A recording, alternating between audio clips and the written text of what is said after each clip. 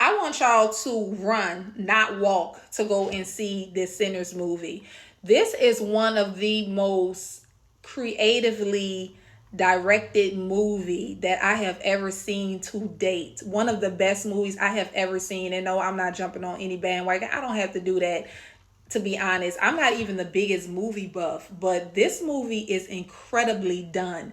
And it's just, to me, the most, when a movie can have you think, when a movie can have you sit and just explore and deal with all of these symbolisms and metaphors and not be confused, when a movie can move you to almost tears, when a movie has you on the edge of your seat, when the movie has you captivated, that's just it. And the thing about this movie is that a lot of people are going to think, oh, vampire movie, whatever, whatever. This is not this is not your average vampire movie. And the vampire in the movie is not even the true setting. This is not the point of the whole movie. The movie is so much deeper than that. But if you are not a deep person or intelligent person, it's probably gonna go over your head. You're probably gonna be like, what is going on here? What's all this?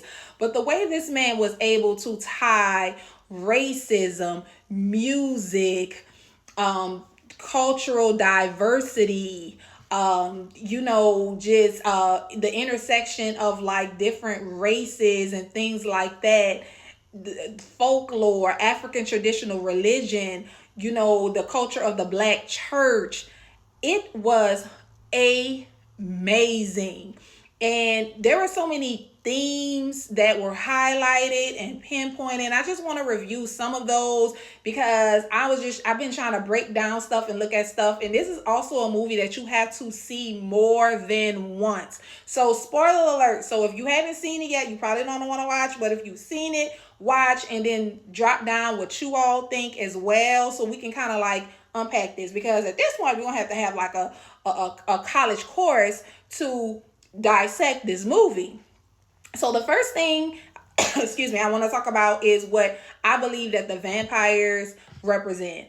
And I feel like the vampires represent whiteness in the movie because of the fact that the vampires were coming to the juke joint. They were knocking on the door, and basically they like their music. The vampire, he used a lot of language like, we really like your music, we want to participate, we want to be a part of. So it just kind of was a representation of how, like, a lot of, like, back in the day, whites, stole some of the black music. Like, blacks would create a lot of these blues music and stuff like that.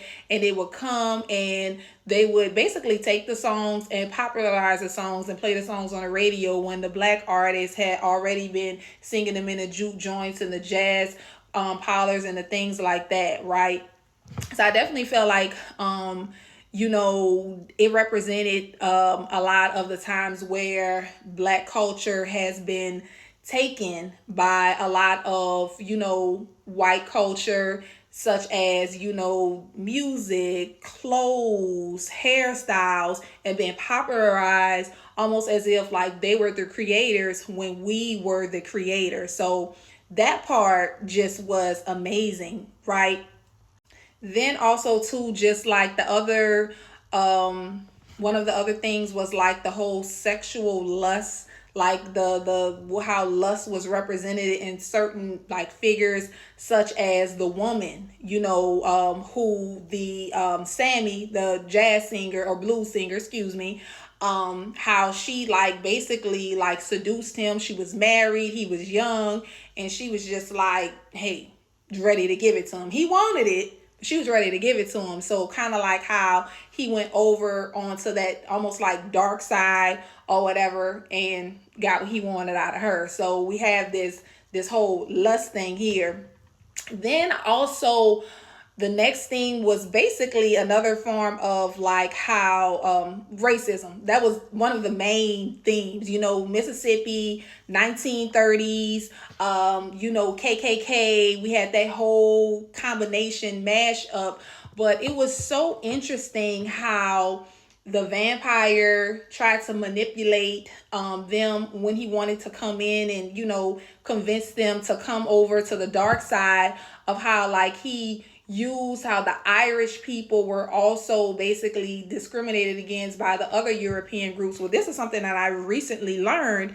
They took their land, they took their religion, they came and gave them their religion, similar to what happened to the African folks, even though the Africans were stolen, put on here, stripped of their African traditional religion, given the Europeans religion, or what they practiced, and then they demonized their religion. So another thing that I thought was very interesting in this movie is how Ryan Coogler took hoodoo, or African traditional religion, because that's exactly what it is, and he made it in a way where it was not seen as evil, because it's always seen as evil in mainstream like movies and media and stuff like that, and in history. So this way, the way he took hoodoo and basically used it as something of like the woman who practiced it was, like a healer, and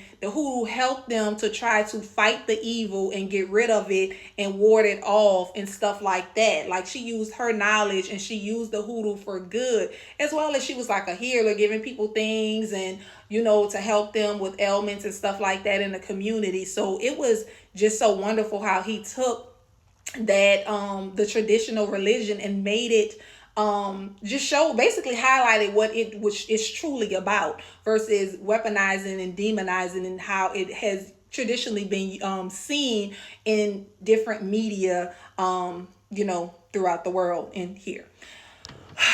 Then the next thing was that music thing, scene. Like, that was one of the most powerful scenes in the entire movie, basically, where he took all of the, almost, and it wasn't even just black music, but he went down the history of music. He went from Africa with the beats. He went to the masquerade dancing, which is a totally like West African thing that has a lot to do with like religion and stuff like that. And that was incredible to me, because I'm West African, I'm Nigerian, and I've never seen that depicted or seen in on like the main screen, major, movie. I've never seen that. That was incredible.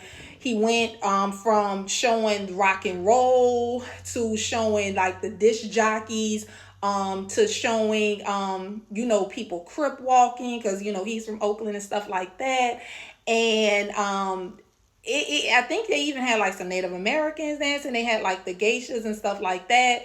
And it was just such an incorporation of like all of the genres of black music, and like just a montage. He even had like incorporated like the Irish music and stuff like that. It was incredible. Like, it was almost sensory overload at one point, but you couldn't take your eyes off the screen because you never seen it. And the thing about it was, it occurred while they were in the juke joint, so it was in real time. They couldn't see the people, but the vampire, he was able to see, because that music was being heard by all the spirits, because the guy, they could hear him too, like the blues singer. So it was amazing. Like, that whole thing was incredible. There were so many themes that were highlighted, as far as the manipulation of the black folks during that time. They had the chain gang. They had, they talked about like passing, when the whites were trying to pass, or sorry, the blacks were passing for white during that time. They showed like how some of those relationships could not, occur or whatever, like, because she looked too white and he was black, and what could have happened during that time. So it was so incredible. It was so amazing. It was, to me, it was so educational. It was knowledgeable. You didn't come out of there feeling like you just saw something that was evil. You felt like connected to the characters, and everybody hit. Everybody was good. Like, of course, Michael B. Jordan was the star of the film, but everybody was a star. Everybody had something to add to the film. Everybody did their big one. Y'all, please go see this movie. This movie is great. This movie is incredible. You will not be disappointed. Already made 45 million in its first weekend. Come on now. Come on now. Y'all go support this young black man film. Thanks for watching. Drop down in the comments and let me know what y'all think.